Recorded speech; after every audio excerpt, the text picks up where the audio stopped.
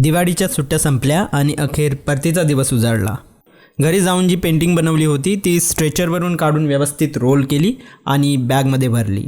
बसने 3 तास प्रवास करून मी स्टेशनला पोहोचलो। दुसऱ्या दिवशी दुपारी 1:30च्या सुमारास मी CST स्टेशनला पोहोचलो। जेवण बनवायचं तर रूमवर पाणी नव्हतं, राशनही संपलं होतं आणि वेळही खूप लागणार होता। शेवटी खूप थकवा जाणवत होता म्हणून विचार केला की बाहेरच जेवून येऊया।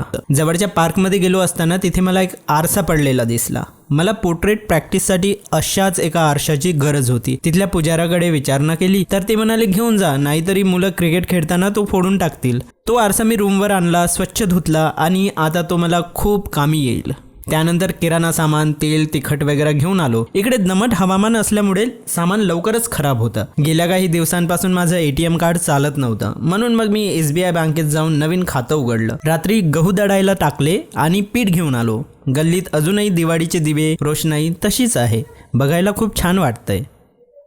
पहाटे 4 वाजता उठलो। आल्यापासून माझ्या घड्याळाचा चार्जर सापडत नाहीये, बहुधा तो ट्रेनमध्येच विसरला असावा। दुसरी अडचण म्हणजे पाणी, रूमवर पाणी येत नाहीये। ड्रममध्ये जे थोडं पाणी शिल्लक